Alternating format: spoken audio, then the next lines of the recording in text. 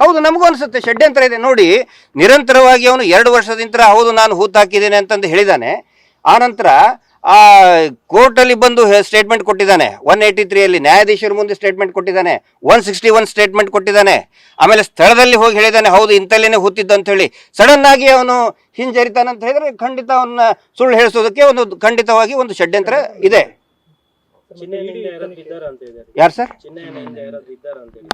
ಹೌದು, ಖಂಡಿತ ಇದ್ದಾರೆ ಸರ್. ಈಗ ತನಿಖೆ ಮಾಡ್ಬೇಕೀಗ. ಅವನ ಹಿಂದೆ ಯಾರೋ ಅವನಿಗೆ ಸುಳ್ಳು ಹೇಳ್ಸಕ್ಕೆ ಪ್ರೇರೇಪಣೆ ಕೊಟ್ಟರು, ಯಾರೋ ಅವನಿಗೆ ಇದನ್ನ ಮಾಡಿದ್ರು. ಯಾಕಂದ್ರೆ ಅವ್ನು ಏನ್ ಹೇಳಿದಾರಂತ ಅಧಿಕೃತವಾಗಿ ನಮಗ್ ಗೊತ್ತಾಗಿಲ್ಲ ಸರ್. ಬಹುಶಃ ತಮಗೂ ಕೂಡ ಗೊತ್ತಾಗಿರಲ್ಲ.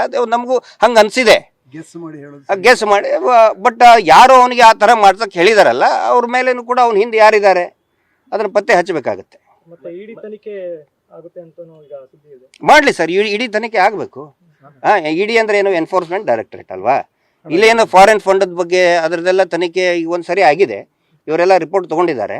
ಇನ್ನೂ ಒಂದು ಇಡಿ ತನಿಖೆ ಆಗಲಿ, NIA ಆಗಲಿ, ಆನಂತರ FBI ತನಿಖೆನೂ ಕೂಡ ಆಗಲಿ, ಆಮೇಲೆ ಇಂಟರ್ಪೋಲ್ ಸ್ಕಾಟ್ಲೆಂಡ್ ತನಿಖೆನೂ ಕೂಡ ಆಗಲಿ, ನಾವು ಬಯಸ್ತೀವಿ ಆಗಲಿ ಅಂತ.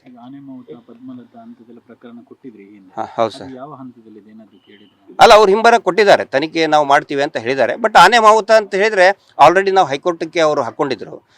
ಸೊ ಅದು ಹೈಕೋರ್ಟ್ದು ನಿರ್ಣಯ ನೋಡ್ಕೊಂಡು ಇದನ್ನ ಮಾಡ್ತೀವಿ ಅಂತ ಹೇಳಿದ್ದಾರೆ. ಕಾನೂನು ಇದನ್ನ ಅದು ಮಾಡ್ತಾ ಇದ್ದಾರೆ. ಅದನ್ನು ಅಲ್ಲ, SITಗೆ ರೆಫರ್ ಆಗಬೇಕು, ಅದು ರೆಫರ್ ಆಗಬೇಕು. ಇನ್ನೂ ಕೂಡ ಅದು ಆ ಸ್ಟೇಜಲ್ಲಿ ಇದೆ. ರೆಫರ್ ಮಾಡಿಸ್ಬೇಕು ಅಂತ ಕೂಡ ಆಗಿದೆ. SITಗೆ ರೆಫರ್ ಆಗಿದ್ರೆ ಖಂಡಿತ ತನಿಖೆ ಮಾಡ್ತಾರೆ.